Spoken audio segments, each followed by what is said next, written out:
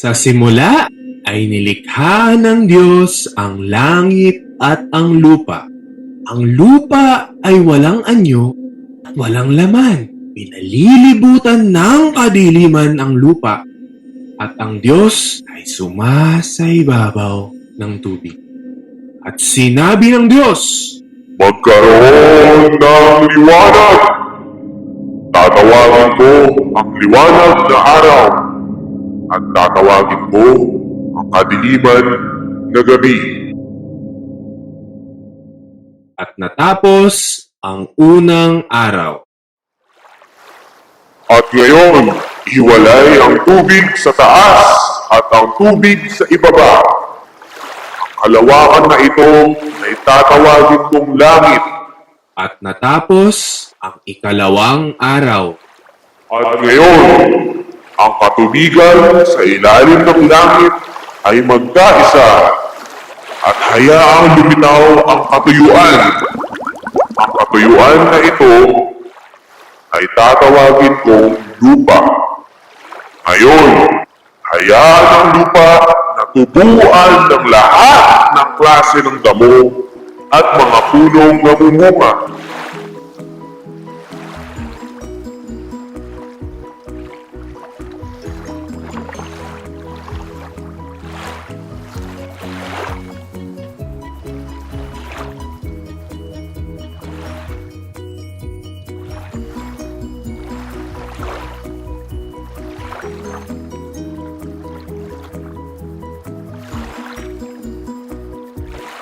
Ang Diyos ay nasiyahan sa kanyang nakita.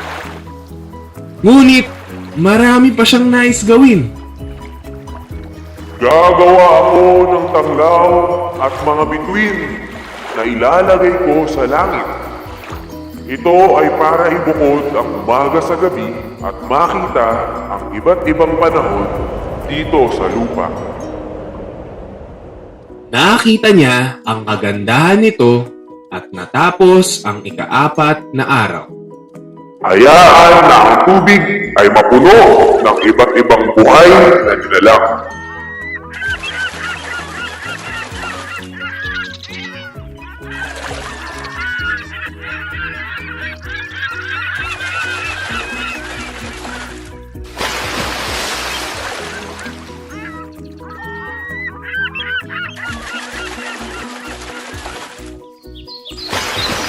At ang lahat ng may pakpak na ibon ay hayaang lumipad sa kabuuan ng mundo.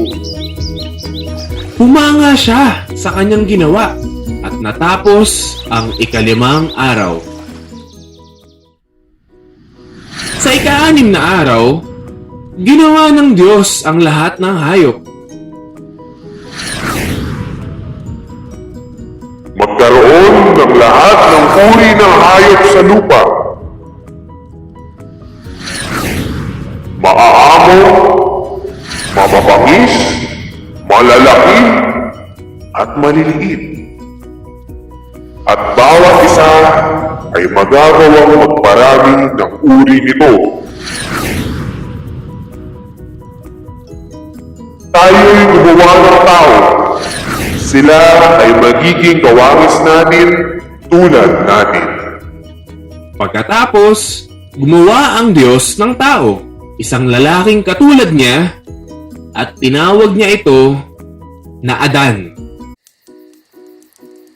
Habang natutulog si Adan, ang Diyos ay kumuha ng tadyang sa kanyang tagiliran at gumawa siya ng babae bilang kasama ni Adan. At sa wakas, natapos ng Diyos ang kanyang mga gawain. Nag-uumapaw siya sa kasiyahan.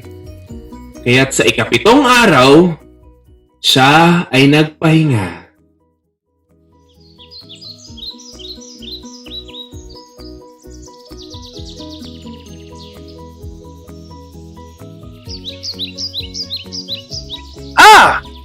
Isang babae na katulad ko, isang katulong na kinuha mula sa aking sariling laman at buto.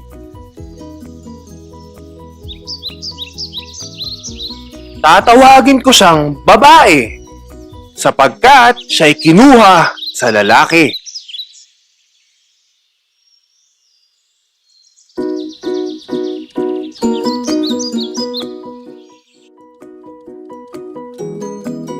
Hayaang mamuno ang mga tao sa mga isda sa dagat, sa mga ibon sa himpapawid, at sa mga hayop sa lupain.